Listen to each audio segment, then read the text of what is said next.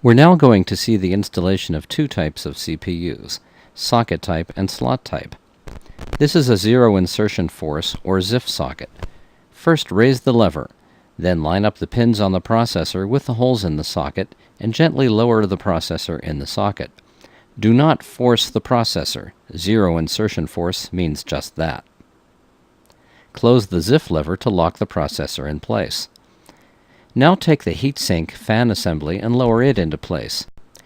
Notice the thermal transfer pad. It goes on the bottom of the heatsink, not on the top of the processor.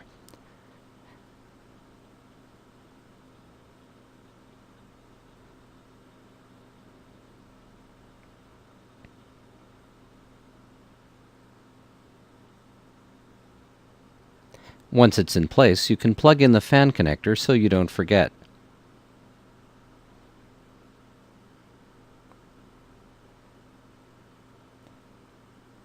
Now close the levers to lock the heatsink in place.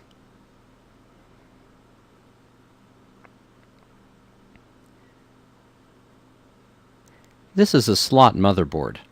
Slot processors come either with the fan and heatsink already attached or with the heatsink and fan separate.